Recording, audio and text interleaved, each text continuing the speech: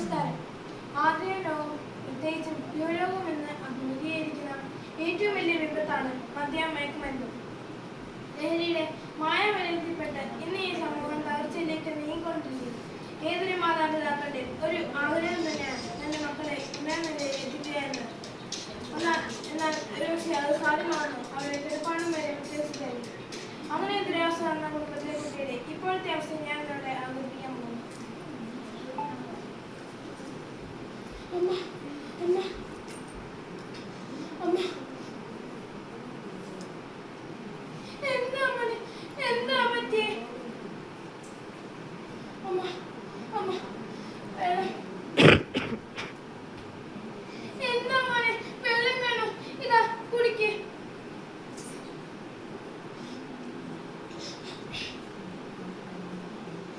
എന്താ മോനെ ഇങ്ങനെയൊക്കെ ആയാൽ ചെയ്യുക? ഇതിനെല്ലാത്തിനും നിന്റെ ഒടുക്കത്തെ വാശിയല്ലേ? അതിന് പകരമായി നമുക്ക് കിട്ടിയോ? നിനക്ക് നിന്റെ ജീവിതം പോയി, നമുക്ക് നമ്മുടെ കിടപ്പാടം പോയി. അമ്മ അമ്മ എല്ലാം കൊണ്ട് പറ്റുന്നില്ല അമ്മ. തൊണ്ട വരുന്നമ്മ. അയ്യോ, എന്റെ പൊന്നുമോൻ കരയല്ലേ? എന്റെ ഒച്ചയുടെ കേട്ട് പോയെന്നോ എന്റെ അച്ഛൻ പറഞ്ഞു. എന്റെ അമ്മ ഒന്നും ഉണ്ടല്ലേ? അയ്യോ, എന്റെ അച്ഛൻ വരുന്നു. വത്സനെ, നിന്നോട് ഞാൻ പറഞ്ഞല്ലേടി ഈ അസത്തിനെ എവിടേക്കെങ്കിലും കൊണ്ടുപോയി കളയാൻ. ഇവൻ കാരണം എനിക്ക് എന്റെ നാട്ടിലിറങ്ങി നടക്കാൻ പറ്റായി. വെറും പട്ടച്ചാരായം കുടിച്ചേർന്ന എനിക്കും കിട്ടി മയക്കുമരുന്ന് ശശി എന്ന പേര്. ഇവനെ ഇന്ന് ഞാൻ അയ്യോ അച്ഛ, എന്നെ ഒന്നും ചെയ്യല്ലേ, എന്നെ ഒന്നും ചെയ്യല്ലേ. അയ്യോ, എന്റെ കുട്ടീനൊന്നും ചെയ്യല്ലേ. ഞാൻ ഇവനെ കൊണ്ട് എവിടേക്കെങ്കിലും പോയിക്കോളാം, എവിടേക്കെങ്കിലും. അങ്ങനെയാണ് നിനക്ക് നല്ലത്. അല്ല, നീ ഇവൻ ആരായിട്ട് വരുന്ന പറഞ്ഞേ? ഡോക്ടറാ അല്ല എഞ്ചിനീയറാ? ഇവൻ ഒറ്റൊരുത്തന്റെ വാശി കാരണം അവൻ അവന്റെ ജീവിതം പോയി. എനിക്കെന്റെ മുതലും കിടപ്പാടും എല്ലാം എല്ലാം പോയി. ഇനി ഞാൻ വരും, അപ്പോഴേക്ക് ഇവനെ ഇവിടെ കണ്ട പറഞ്ഞേക്കാം. അമ്മ, ഞാൻ കാരണം അമ്മയ്ക്ക് പുറത്തിറങ്ങി നടക്കാൻ പറ്റാതെ.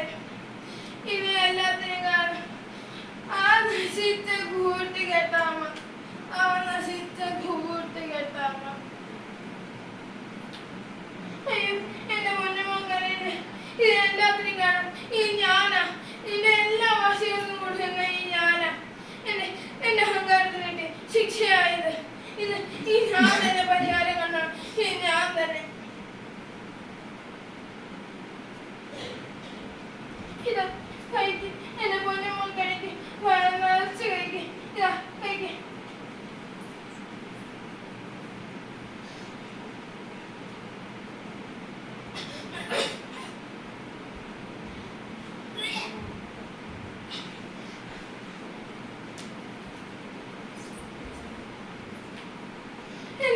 എന്റെ പൊന്നുമോൻ പോയി. ആർക്ക് വേണ്ടിയാ ജീവിതത്തില്? ആർക്ക് വേണ്ടിയാ?